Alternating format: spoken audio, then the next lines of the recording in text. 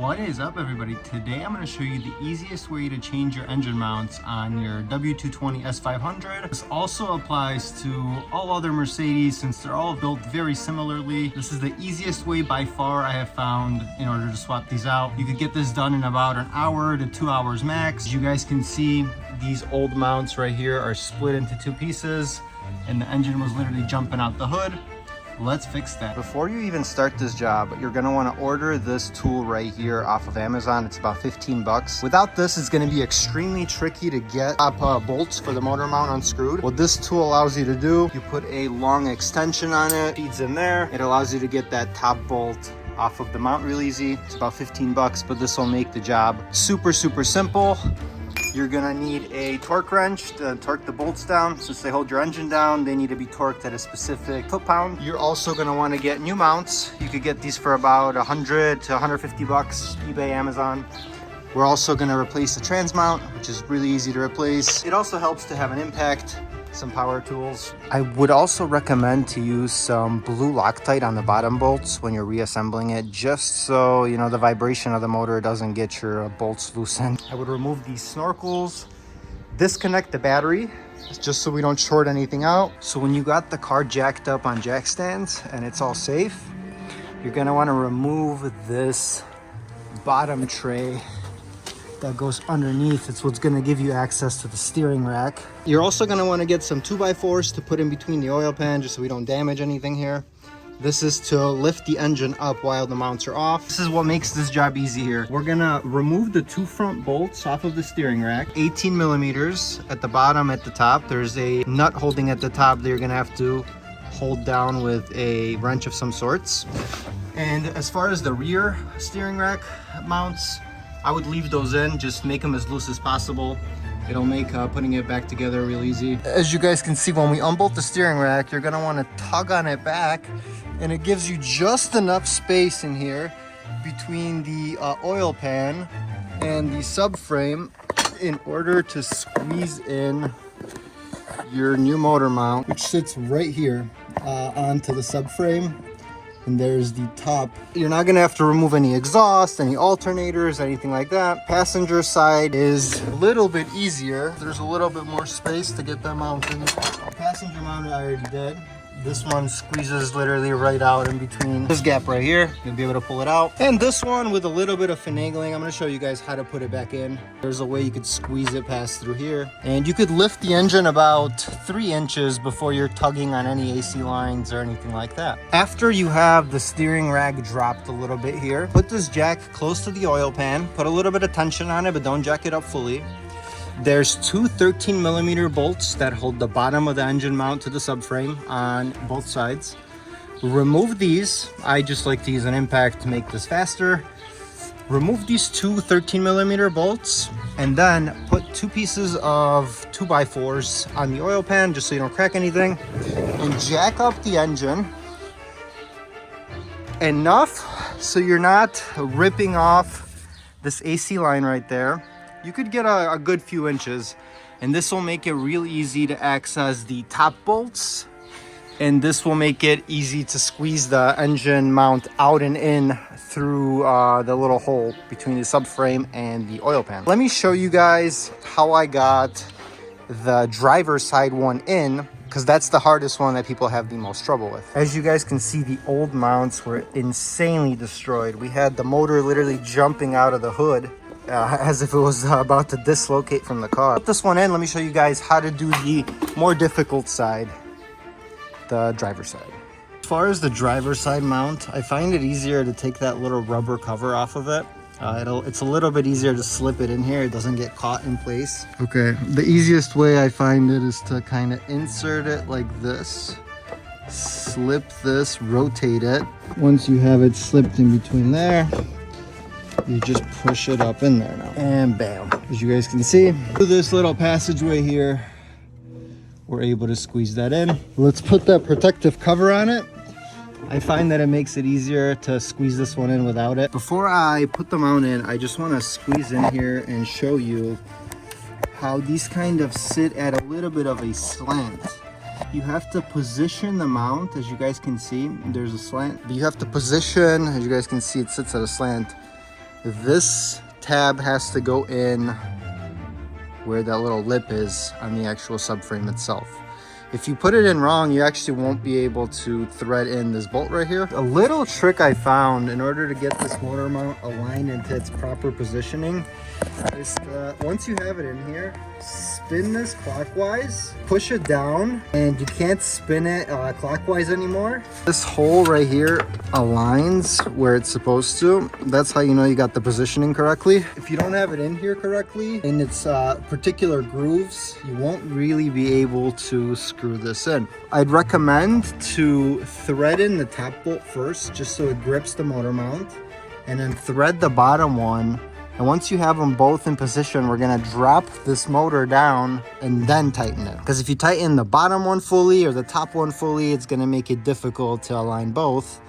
But if we thread the screw in on both and then drop it slowly, it's going to be a lot easier to get these bolts in. Once you have the top bolt threaded in, to get that bolt to thread in, it helps to drop the engine down, not all the way, but drop it down enough where you could put the bottom bolt on just barely on its threads and put the top bolt through and screw it in. Then I took the bottom bolt out again and I jacked up the engine just to check. But as you guys can see, if you have this lined up correctly, flip into these little grooves on the subframe right there. And when it does, the bottom bolt hole is gonna line up perfectly, because if that's not lined up perfect, you're not gonna be able to screw that in. I have found that the hardest part about this job is just aligning the groove to the mount. That little groove right there is supposed to bite into the subframe on that mount. Screw in the top bolts first, and to get those in, you're gonna have to drop the motor a little bit, not so it's sitting on it, but just so you could grab the threads.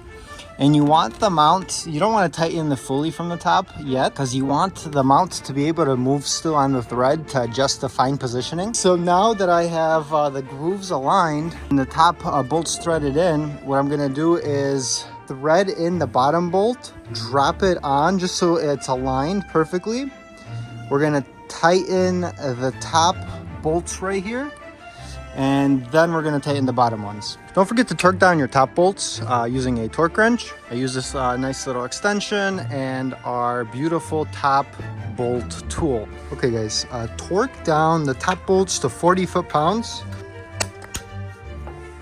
Boom, that one is torqued.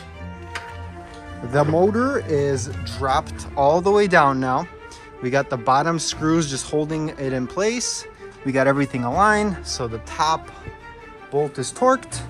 We're going to torque this side now. 40 foot-pounds of torque on here. I love hearing that click, man.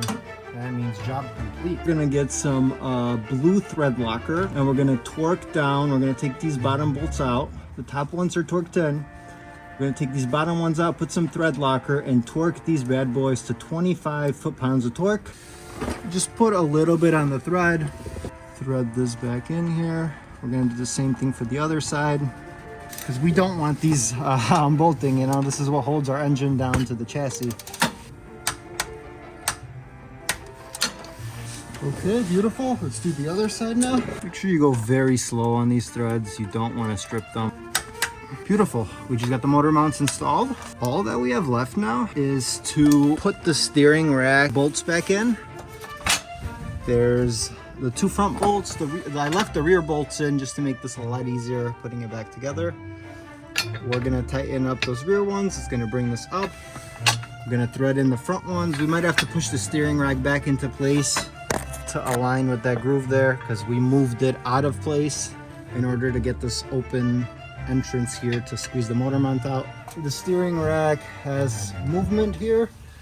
We're gonna wanna align it just in a way so we can thread this bolt through, and at the top of it there's a little nut. I'm going to show you. Put this through like so. Did have to move it around a little bit. Perfect. We got that one in place. Okay, we got that threaded on.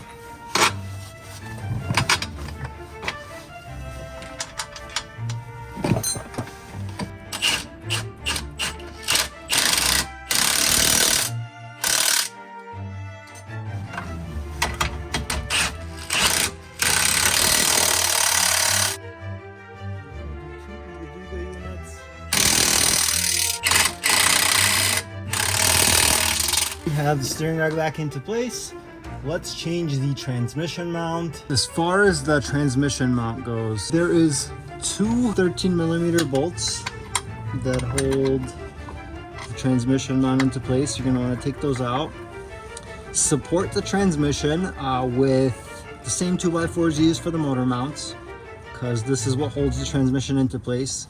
We're gonna take off this little cross member holder plate thing that the trans mount attaches to. We're gonna unbolt it, swap it right out. This is super easy. These are 13mm bolts that hold the motor mount into place, and these are 16mm bolts that hold this bracket. So let's remove this bracket. It helps a lot to have an impact in this situation. Makes life a lot easier and faster. As you guys can see, we have access to the mount. They're also 16mm bolts. It's a lot easier to use one of these rather than an impact to get these out, so you don't hit the exhaust.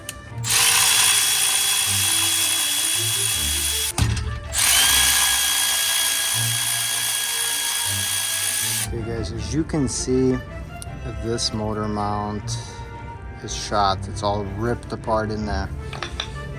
It's actually supposed to be all solid, but we got sold the wrong trans mount because this one mounts up to these two holes, and this one for some reason has a triangle. I'm back from the auto parts store. I got sold on eBay the wrong mount. It's supposed to be for rear-wheel drive, but this is 4MATIC mount. It won't work because the holes aren't in the center.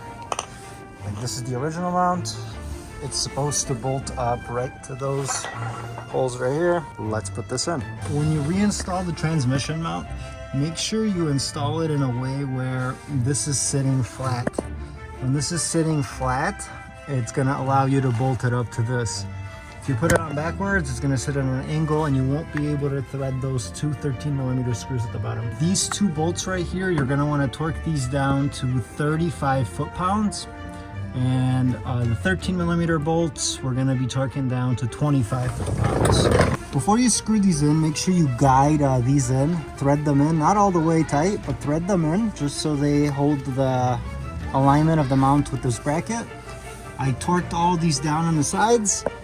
Now I'm gonna just drop this jack down, let the transmission drop, and torque down these two 13mm bolts that hold the mount to the bracket. Okay guys, once you torque these two bolts down, the 13mm to 25 foot-pounds of torque. Okay, once you got the bottom splash shields, jack the car up again, take it off the jack stands. We're gonna connect the battery and we're done. Once you connect your battery, start it up and test it out. Wow, I don't feel any vibration in the cabin. That's amazing. There was a lot of cabin vibration. Wow, I don't even feel the gear change.